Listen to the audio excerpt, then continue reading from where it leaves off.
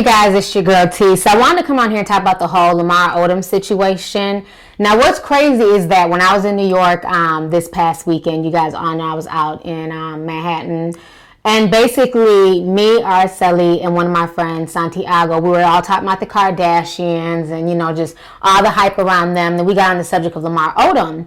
And we were talking about how, you know, we felt really bad for him because there was a video that was posted about a month ago where he was going off on the paparazzi. They were accusing him of stalking Khloe Kardashian and grabbing her and threatening her. And he went off. He's like, you know what? Vegas is such a huge place. How did I know that Khloe was going to be here? It's obvious I had talked to her before this. You know, they're just setting me up. And he basically at that point in time threatened to let out all the secrets of the Kardashians. And, you know, a lot of folks really felt bad for Lamar. You could tell that he was hurt. You could hear the pain in his voice. You could see the anguish in his eyes. And when we got back to LA and we found out that this man was literally in a coma, like me and Araceli were shocked because it's like we were just talking about him not even the day before in New York City, and now this man is sitting here unconscious. They're saying that he was found at a brothel in Nevada, and basically he had a mixture of like drugs in his system, alcohol. He took some reload pills, which were kind of like a Viagra pill.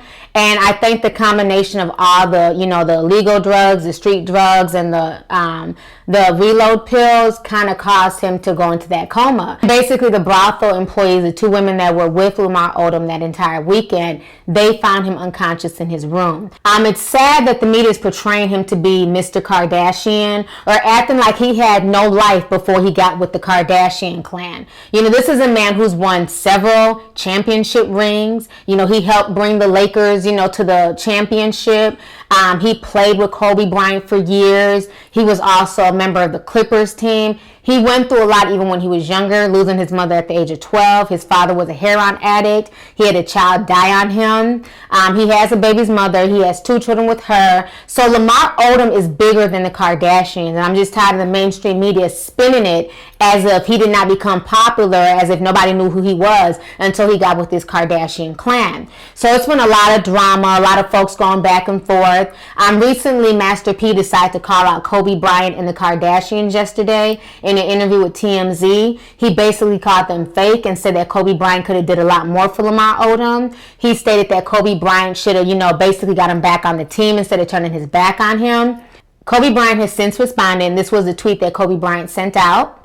And then now today, D.L. Hughley's talking about the entire situation as well. And he's kind of upset with Master P for jumping to conclusions. And, you know, it's a lot of going back and forth. And I'm also hearing that the Kardashians no longer want the brothel owner. His name is Dennis Hoff. They no longer want him to do any more media interviews. They don't want him talking anymore to the media. Because as you guys all know, ever since this went down, this man has been nonstop. He's been running his mouth. He's telling, you know, all of Lamar's business, saying that he came to their ranch and he spent $75,000. $75,000 was the number Lamar came up with, and what he wanted, it was 2 girls, 24 hours a day for a minimum of 4 days, possibly 5. I want you to be my wives, 24 hours a day, whatever I need, in and out of the bed, and that was the agreed upon arrangement. He even stated on Instagram that people can order the 2 girls who were with Lamar Odom last for a certain price. So it's obvious this dude is trying to get fame off of the entire situation.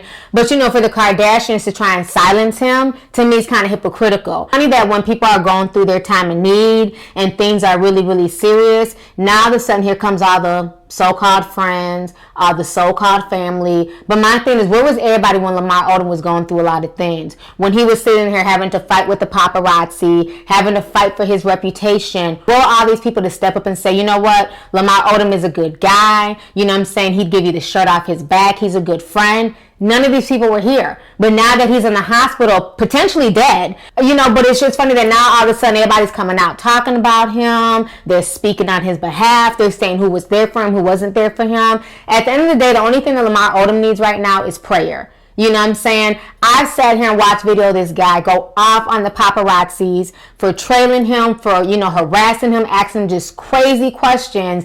And in the middle of his tirade, he stopped and took a selfie with a fan. That just shows you how genuine this guy was. Even though he was being disrespected by the paparazzi and he was, you know, just going off and breaking things and throwing their camera bags, he still had enough time to show this fan love. You know, and I feel really bad for him. You know, I feel bad that basically the Kardashian machine has literally ruined this man's life ruined his reputation. And if Kanye West does not watch out, he may be headed down the same path. We've already seen what's happened to Bruce Jenner. He now thinks he's a woman, going as Caitlyn Jenner. And now Lamar Odom is basically in a coma, clinging to life or death. A lot of people are coming out with a lot of conspiracy theories. They're saying that the Kardashian women are witches and all that other stuff.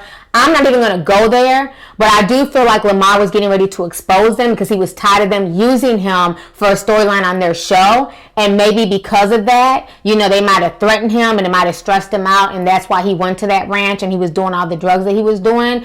And let's not forget his main best friend, the white guy he was always with on the Kardashian show. He died from a drug overdose as well. So he might be a situation where Lamar Odom never even got over his friend's death. He may have never healed from that. And it's like, who reached out to him when his own best friend died? So I really just feel bad for this man. All I can do is just pray for him. As far as Master P, I understand where he's coming from.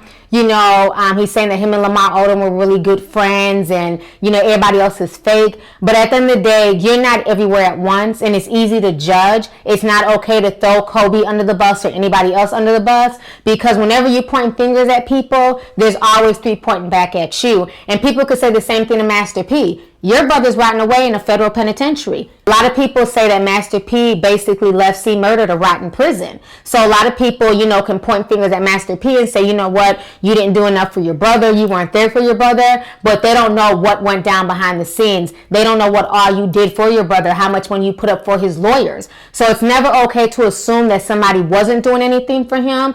All you can do, honestly, speak on what you did for that person and let the chips fall where they may. So I really didn't agree with Master P going in on everybody, and trying to put himself up here and put everybody else down here. He should have just spoke on his relationship with Lamar Odom, and that was it. So like I said, the entire situation is just heart-wrenching because we literally watched this man over the past year just disintegrate, and it's just really sad to see that this may be the final chapter of Lamar Odom. Somebody who literally came into a situation in this world, and he fought so many obstacles against him. A lesser person probably would have just got on drugs at an earlier age and didn't do anything. But even with the death of his mother and his father not being there, he still found the strength within himself to go to school, maintain good grades, get a scholarship, and just play ball. That's all Lamar ever wanted to do was play ball, and he made it into the NBA, something that is very rare for a lot of people to do. And this man is only 35 years old. He has his whole life ahead of him, and it's really sad to see that this may be the final chapter of Lamar Odom. So I feel really bad. Like I said, the only thing I can do is just pray for this man, and I just hope he comes out of this. But, it's just really sad how the media is dragging him down. I've even seen news outlets use pictures of other people thinking it was Lamar Odom. Other folks were saying that it was Kendrick Lamar. It's like, show some fucking respect. It just makes no sense how the news media can literally build somebody up only to tear them down. So anyways, I don't want to make my rant too long. If you guys want to watch the videos of Master P, if you want to watch the video of DL Hughley, they'll be on my website. The link will be down below. You guys can check them out. In the meantime, let's go ahead and get the discussion popping. Go ahead and leave a comment. Let me know your thoughts on this entire situation concerning Lamar Odom. All right. Deuces.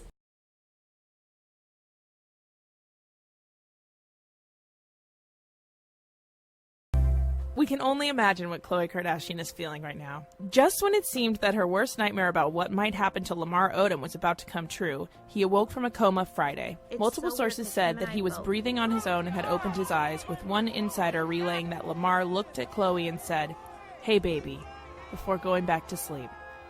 But where do they go from here? Hey YouTube, it's your girl Lovely T, and you can show me some love by hitting that subscribe button, watching my previous videos, and following me on social media.